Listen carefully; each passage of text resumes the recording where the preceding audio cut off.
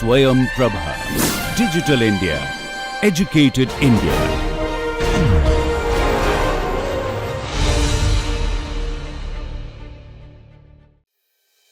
This maritime engineering, as you see, is a very special program which has got multidisciplinary input from mechanical, civil, structural, aerospace, naval architecture, chemical engineering, electrical, electronics, applied mechanics. It's a multidisciplinary program. You will find this program is completely different, dedicated to industrial training and thorough capacity building on the new trade of maritime sector. It's a grooming economy which will give you a lot of job opportunities and research frontiers as far as India is growing. And the Blue Corridor effect, which is planned by Government of India, is one of the important mission which requires maritime engineering growth to happen in the country. So this program caters to expected that capacity building in this program. Friends, this is part of a material science engineering laboratory which becomes one of the teaching aid for the maritime engineering program. So when you talk about materials innovation in maritime industry, though concrete and steel have been conventional candidates of choice for engineers, for example, we have titanium vessels, high-speed craft boats made of fiberglass. These are all advanced materials which actually do not come across conventional standard design code of practices. We conduct box furnace test, tube furnace test, vacuum arc melting, induction melting, vacuum induction melting, vacuum sealing unit, which are all present in this laboratory is a small segment of material science laboratory. Friends, a typical furnace where the operating temperature for testing specimen can go as high as 12 degrees Celsius. Generally at room temperatures and ambient condition, the mechanical properties will not alter much. As you see in the course lectures, you will notice that strength of the material get degraded when the temperature rises beyond 600. Therefore, when you talk about fire resistant design, you must also choose an alloying element such a manner that the strength doesn't degrade beyond 600 degrees Celsius at all. Welcome to the ambience of IIT Gandhinagar Lecture Theatre. This is one of the interesting classrooms where the maritime engineering classes will be conducted. We have got state-of-the-art projection facility and good audio-visual recording systems. Once the lecture is over, you see the system here. We can generate the PDF files of the lecture directly and you can email the PDF files directly to your email IDs. So it's a state-of-the-art facility we have in IIT Gandhinagar where the lectures are lifetime recorded and shared with the students immediately. This is the IIT Gandhinagar library. This has got all collections of books which are referred as the standard textbooks and references for the course and the program. It also has lot of online editions of design code of practices and reference materials and e-collections of various video lectures of international courses and programs related to maritime engineering. We will be taking you around to the advanced material manufacturing units. So you will have state-of-the-art facilities available at IIT Gandhinagar. So welcome to the program to join MTech and PhD at IIT Gandhinagar Maritime Engineering. So please try to enjoy and take the advantage of this to the maximum. Welcome to the program and welcome to IIT Gandhinagar.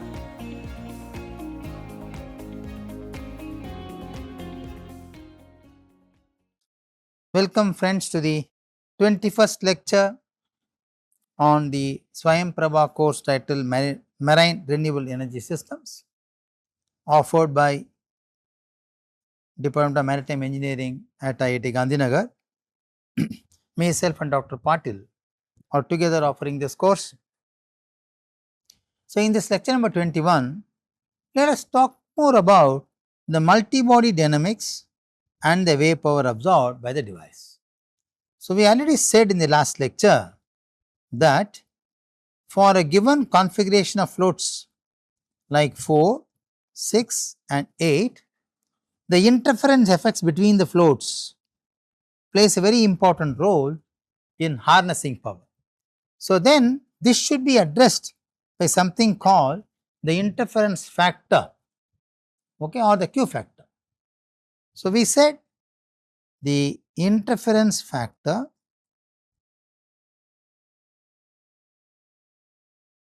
which we otherwise called as Q factor is given by a simple expression which is the ratio of the total power absorbed by, let us say the Q factor is the total power absorbed by the number of floats by individual power absorbed by each float. Okay. Now, if QF is less than 1, right, this indicates something called shadowing effects.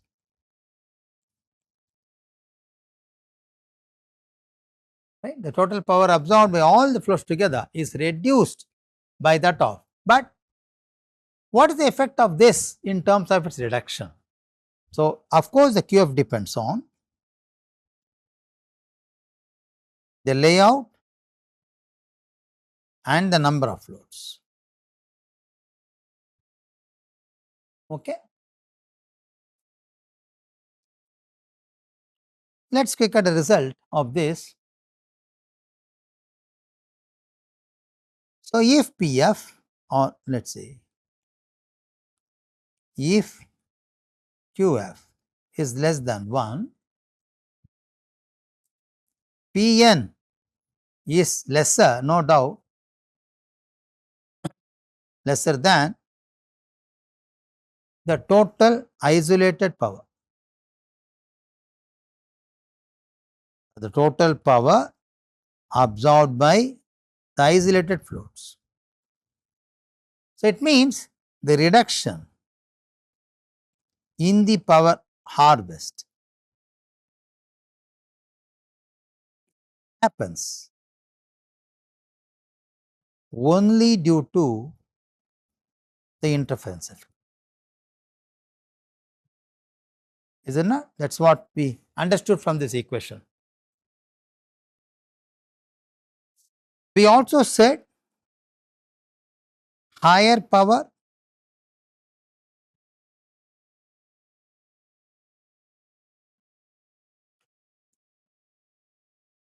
increases with the number of floats.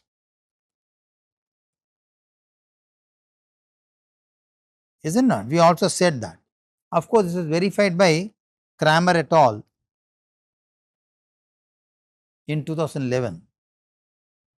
So, now we have more number of floats, power absorption is more, but more number of floats have interference effects, therefore, the total power absorbed is less. So, there is a complexity in understanding these two statements. Okay. Then, what is that factor which governs this? The factor which controls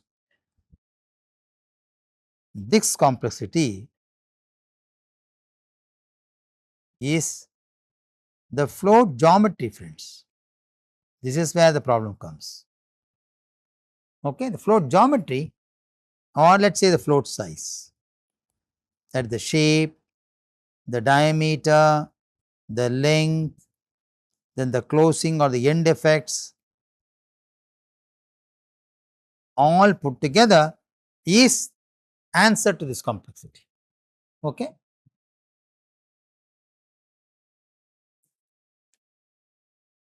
Therefore, friends, the literature advises that higher number of floats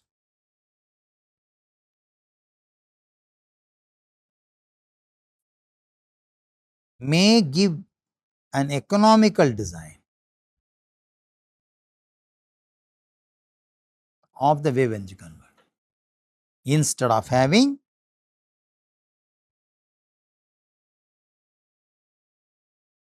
fewer floats. Okay. So, of course, this was also verified by Kramer et al. In 2011.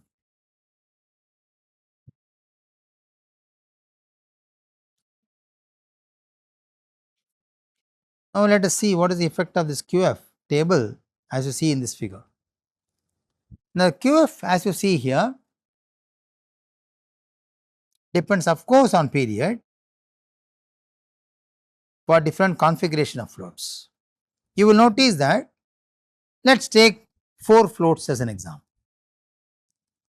It gives me the maximum power of harvest at period of 2.3 because this crosses 1. Okay, start about crossing 1. Of course, at 1.7 this gives me the maximum, but at the same time or at the same frequency The other configurations do not give me the maximum power.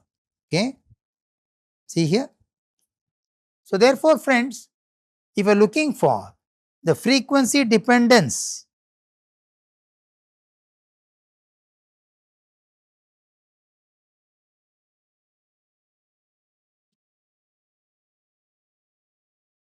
parameter as radiation damping, added mass, which are all going to control the CPTO, then this is again creating a complexity with the interference effect. See here, at the same frequency or at the same period, you won't get the maximum power. For example, 1.7 for 4 it is maximum, for 6 it is at not maximum at 1.7, and obviously as you increase the number of floats further, it closely touches 1 at a lower period. So therefore, friends, this complexity is again adding the confusion to choose the number of floats, the float diameter, the float geometry and the layout. Okay.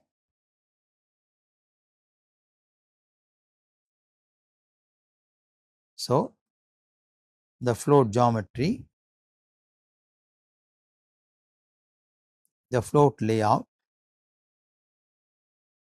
the float shape and size and length,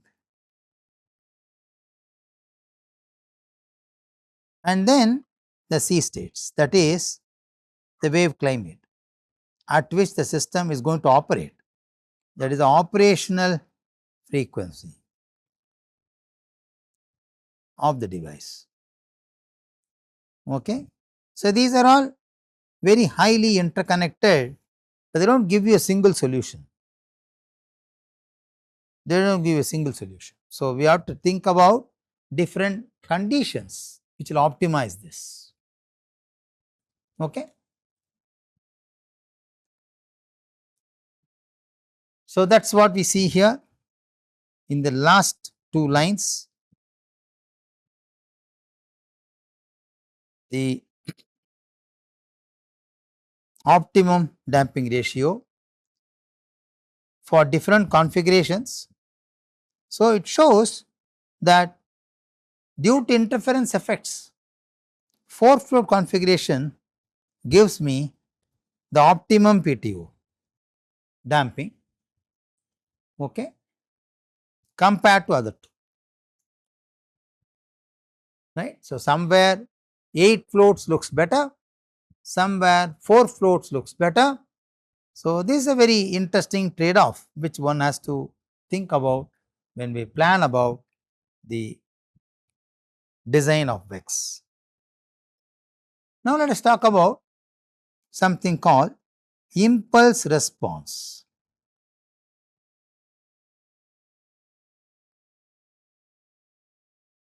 And response amplitude operator of the device. Okay. Let us look at the steps to reach the impulse response function. We said that hydrodynamic coefficients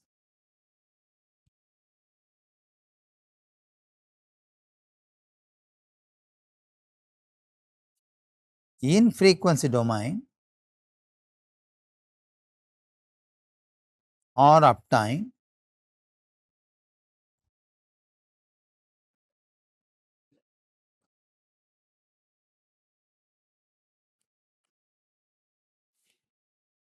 using boundary limit method, that is what we did in the first step. Then they are converted into time domain variables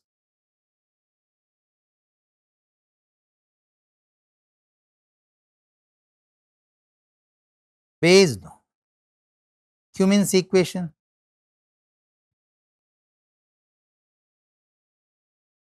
Therefore, for stability of the analysis,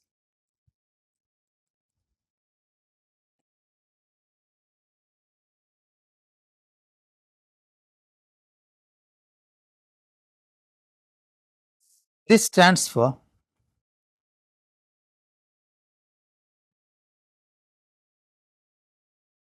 is done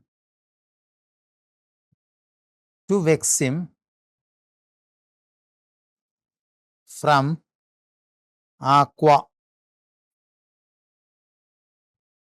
in star.lis file and star.ahi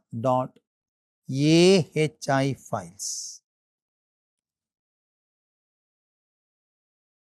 Star.lis file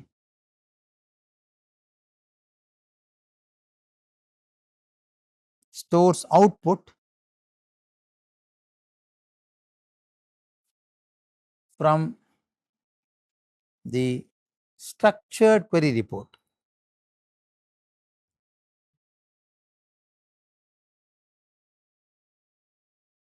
which we call as SQR in the programming language, whereas star.ahi file stores the entire system's hydrodynamic database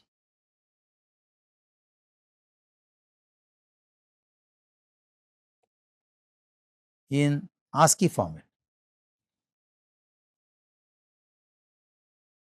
Okay. So, I am looking at the file transfers now. So, together combined and compiled,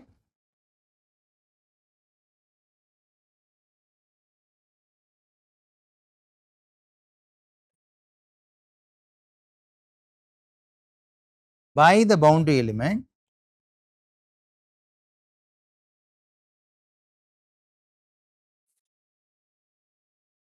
function, which we call as boundary element input output function, which is called BEMIO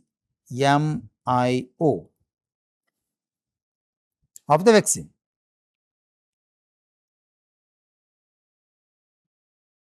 Okay. This pre-processes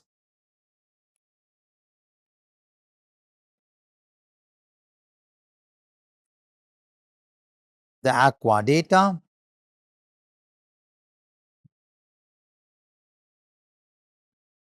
estimates the impulse response function,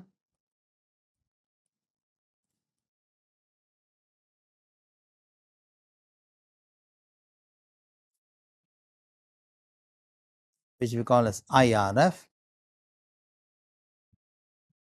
and saves the resultant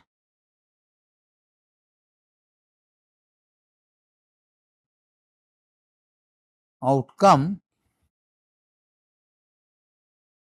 in the form of hierarchical data format.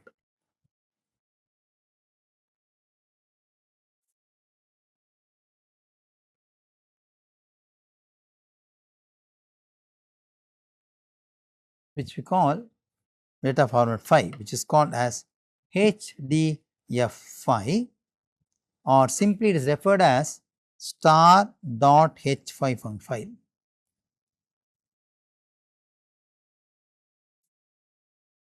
Now, we are talking about multibody interaction. In multibody interaction,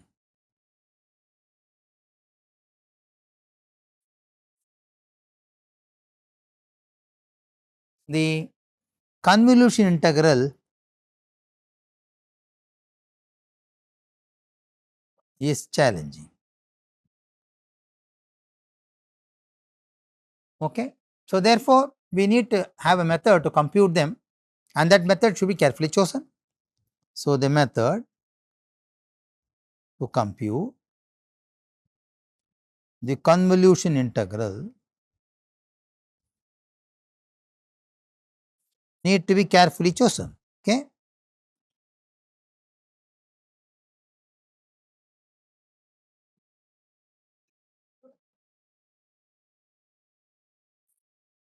There are three popular methods available in the literature.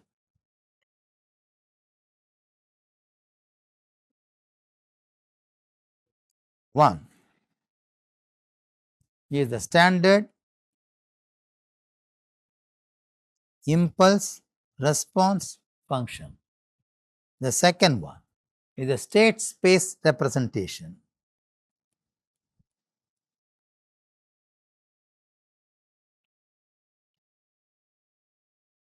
Which we call as SS. The third one is the Prony's method,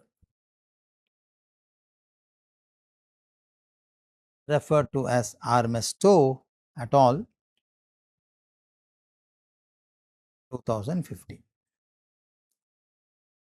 However, amongst these two, the impulse response function method seems to be more comparable and convenient with respect to the space state representation and the Prony's method.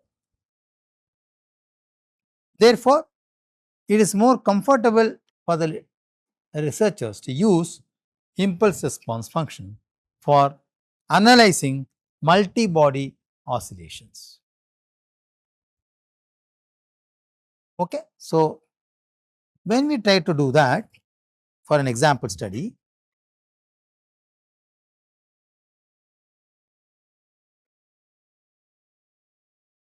impulse response function is method is used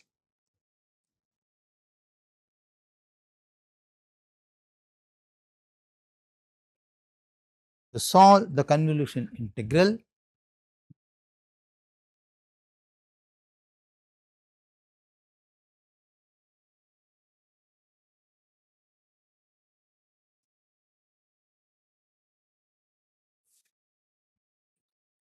So, when we do that, we understood that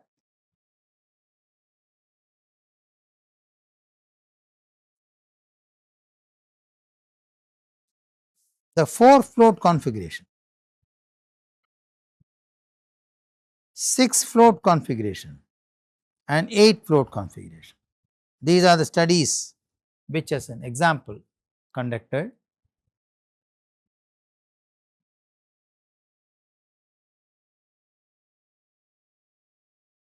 The IRF solution procedure is time consuming. It is noticed that it is time consuming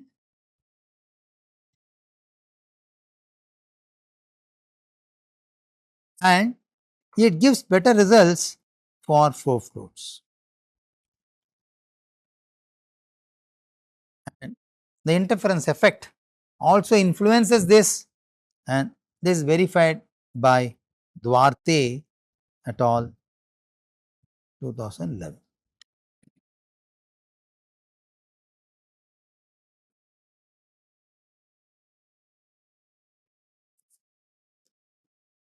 So, furthermore, the memory time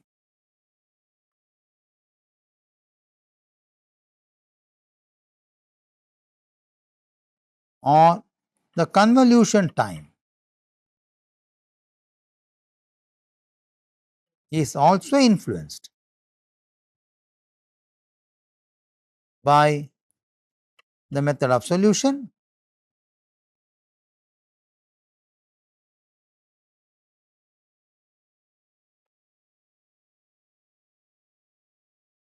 and it is noticed that apart in addition to the interference effects,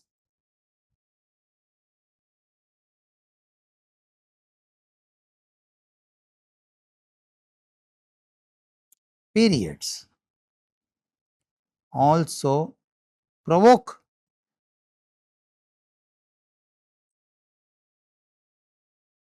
the solution convergence.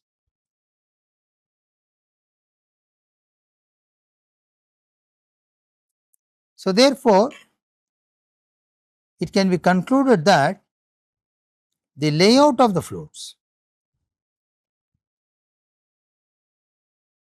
around the central buoy influences the solution procedure as well.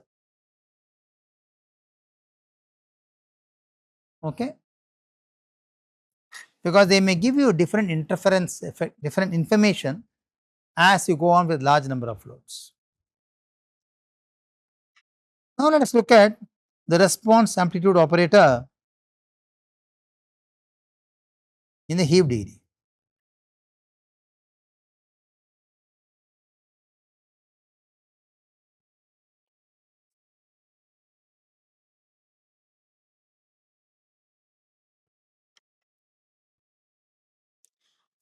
So, these results are published in this journal. You can have a look at the detailed results of this, but I am just discussing only the important parameter of this. So, if you look at 5 float, 3 float and 4 float arrangement, the third, fifth and the fourth float at 4, 6 and 8 configuration arrangements, you will notice that the 6th float configuration has a wider range of response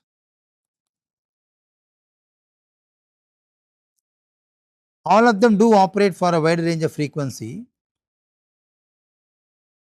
and 4 float gives you the maximum value, okay, maximum value. Of course, 8 also gives, but 4 float gives you the maximum value closer to this band. If this band happens to be an operational period of the C state where the dominant wave period lies, then this configuration can be better. If your operational period is varying from this band or varying from a wider band, then one can choose different configuration layouts. So, that is what we are trying to tell by looking at the raw response, that is the response into operator of this. Therefore, friends,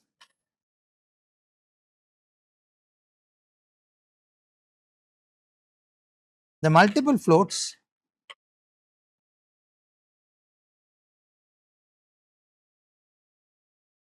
show different active frequency band. They all operate and remain active for a wider band of frequency. There is no doubt about that. We are looking at the maximum absorbed power. Okay? So, we are looking at the optimum power, the peak activation. So, therefore, the peak activation time or the frequency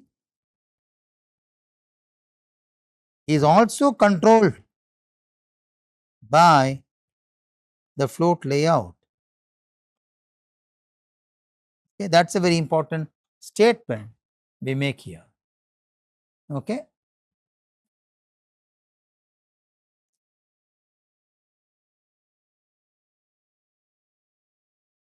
Therefore, in the analysis, it is obvious to guess that the float layout also influences the impulse response function as a solution procedure. Okay?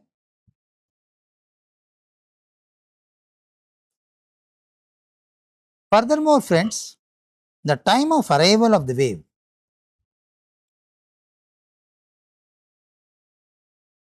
and then its peak period is another factor to be considered in the design.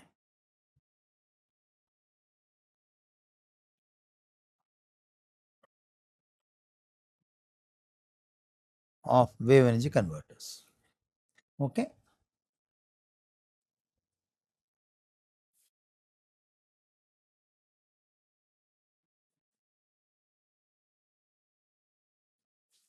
So, now we are looking for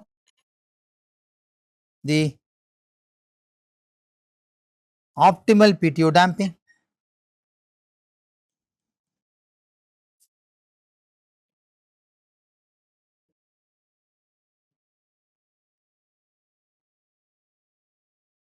Which we call as the QT factor, and this we will see in the time domain.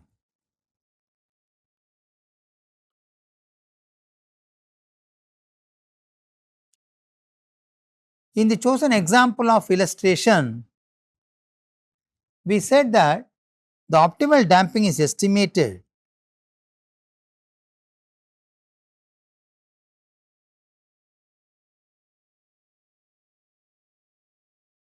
for considering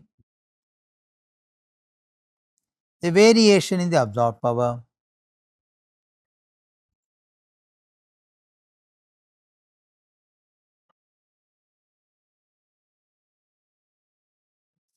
so one has to consider all time domain models, the wave height, wave period, float number, and then the damping PTO, the rotational PTO, which influences the absorbed power, the wave height, wave period, wave approach angle, the rotational PTO, and then capture width ratio, L effect, are all affecting the maximum absorbed power. Okay. However, to compute the maximum power, the calculation is slightly tricky because there are many factors which comprise one over the other. So, what we should do in such situations is, let us first compute absorbed power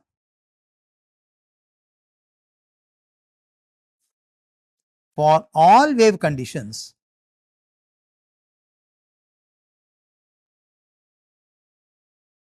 for a wider range of damping coefficients.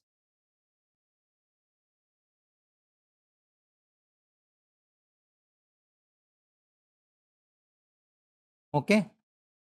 Then from this we arrive at the optimal PTO damping for each flow.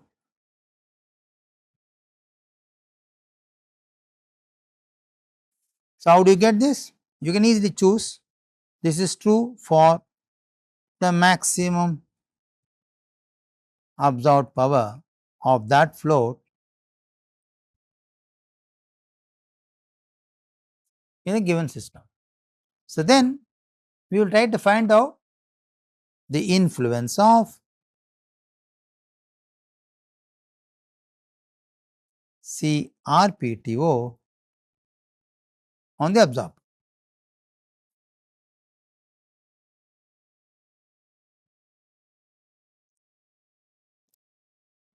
So, now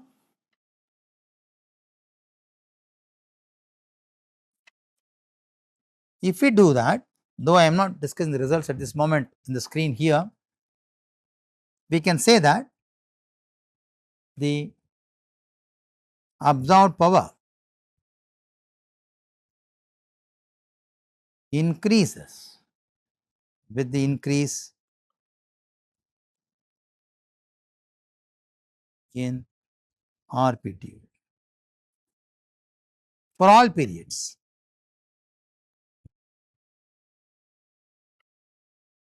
And all layouts of the float. Okay. So, the corresponding damping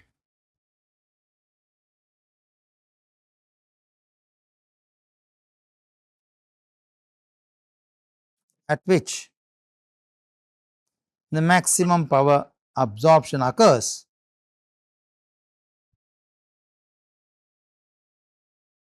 is referred as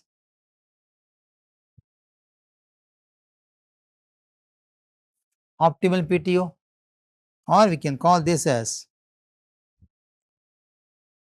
C optimal.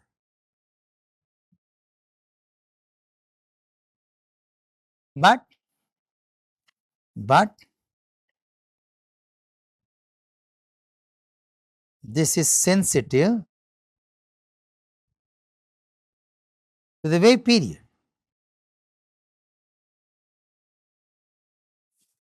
Therefore, for each wave period,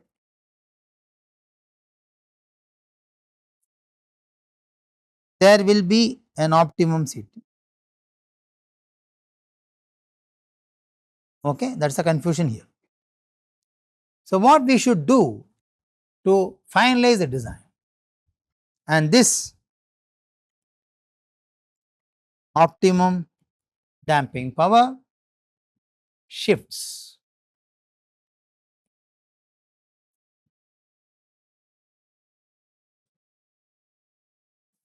from or shifts with respect to wave periods. For our information, longer periods or longer wave periods require higher COPT. Okay. So, one need to understand with respect to the sea state or the wave climate chosen for a given design of WEC, one should then choose or select the optimum damping ratio for the PT. Okay. Furthermore,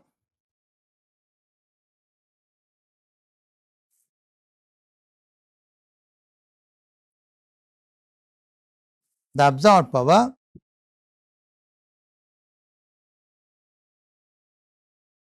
is also a function of wave height.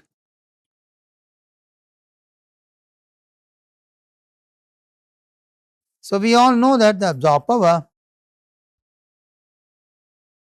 increases with increase in wave height. Okay, this is obvious. Therefore, I need to also choose an optimal damping value by considering the wave height changes. Okay.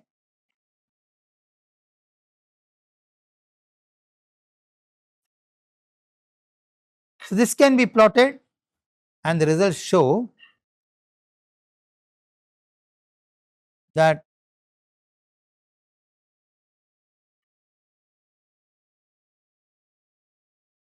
as published here, for same wave height, for the same configuration of the floats, look at the different layout of the floats, F1, F2, F3, F4, the location of the floats, the power absorbed and the PTO damping are plotted for different periods. Okay. So, this figure gives a good comparison of a chosen configuration for a chosen wave height for identifying different float location to get the maximum optimum power for an optimum PTO. So, it is noticed that for let us say F1 float, the 2.3 seconds wave period gives a maximum power with a PTO damping of about let us say 3 or 2 to 3 range of kilonewton meter per second radians. But it is not true with the other floats. So, the float location with respect to its vicinity will also be an influencing factor for a given layout, for a given wave height, for a chosen period of wave climate. So, friends, we can say that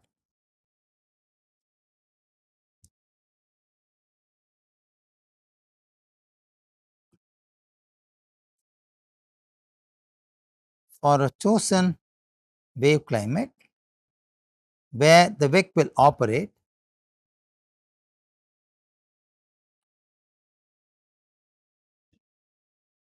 wave height being frozen,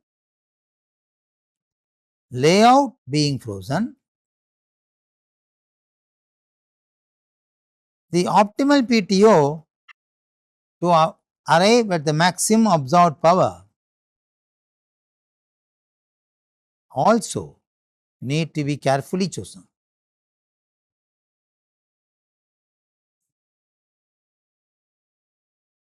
For the design.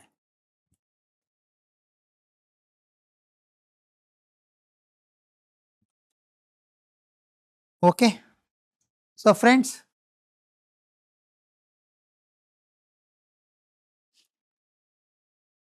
for a different H by L effective, the other factor, the capture width ratio and the diameter ratio, we will see for different configuration of floats varying from 4 to 10 experimentally tested. You will notice that most of them get focused on a specific range of the diameter and a specific range of wave height for a given capture width ratio. So, therefore, friends, there is a very good comparison what we show for an example study, which helps us to know how we can choose the configuration of the layout of VEC for a given capture width ratio, and therefore, how one can estimate the maximum absorbed power as a function of optimal PTO damping, which is need to be assigned to design the power takeoff systems. Okay. So, further, friends, in the next lecture, we are going to then compare the studies what we get for an irregular wave using experimental configurations. So, we take an experimental study, apply them to irregular wave C states, get the power absorbed directly from measured from the device, then we compare that, we could compare the experimental and numerical studies, what we will explain you for an example problem in the coming lecture. So, stay connected, friends. Thank you very much for this lecture.